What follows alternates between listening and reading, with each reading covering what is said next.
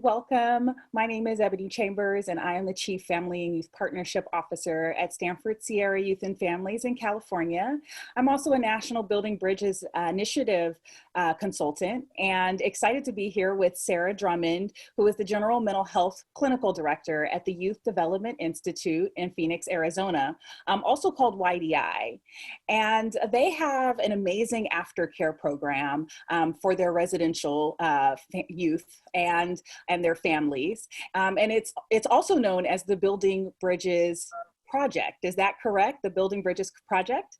And yes, great. And so I want to hear from you about how that program really was able to flourish, but also I'm sure you faced some challenges with that implementation. And so if you don't mind sharing what the maybe one or two top challenges you face.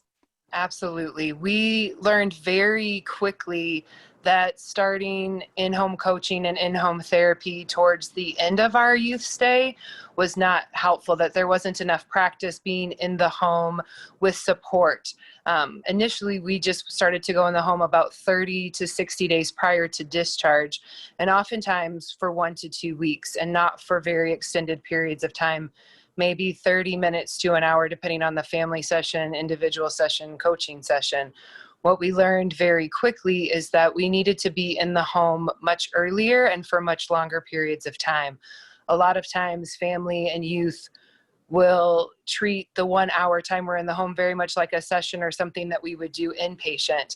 And so by being in the home for longer periods of time and much earlier in their stay, we really got a sense for what the family life was like when the youth was home. We got a sense for what happened after just a short amount of time with supports in the home for a short amount of time. The longer we were there, the more we got to see real stressors, real life pop up, and how we needed to pivot to be able to tailor our interventions and our preventions to be able to set the family up for success. Most of our kids, we will start to take into the home as soon as some kids have gone in straight away from our program, and other times as soon as 30 or 60 days after being with us. And we're in the home doing individual and family therapy when we can, coaching often 3 to 5 days a week. And for some kids, we even had to be available to coach in the home 7 days a week, supporting them for 3 to 4 hours at a time, if not longer, rotating our shifts with our coaches so that the family and the youth really felt like whatever came up in daily life, we could support and handle whatever stressors appeared.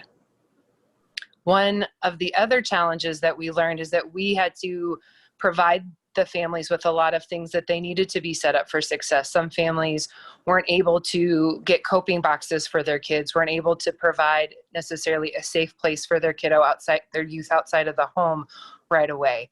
And so sending the parents and the youth home with a coping box full of all the things that we provided at the RTC, sending them home with, for one family, we bought a little see-through tent so that that youth could go into the tent as his safe place when he didn't want to be in his room. Working with outpatient services for funds to be able to bring in hobbies for the youth and the family to do together, whether that was tinkering on bikes or cars or baking, things along that. Whatever it took was our motto, whatever it takes. And so being able to, we've provided food boxes for families, we've provided furniture, beds, tables, anything that the family and the youth need to be able to transition back home safely with all of the support and resources they need. So we've built that into our program. Thank you, Sarah. I love hearing that persistence and the doing whatever it takes, especially as a family member, knowing and having to navigate that residential program and having my daughter there, and then she's getting better and then she's home, but there wasn't really any connection between what was happening with her in treatment in residential to what I needed to do as a parent once she got back here. And so I love hearing that there is this absolute need to really put a focus on the families from the very beginning and bridge as much and as often as possible with having those the family and the youth stay connected and their learning skills and learning all the coping strategies together. Thank you so much for sharing all of those strategies that you all used and how you've been able to overcome some of those challenges with connecting the families from the beginning.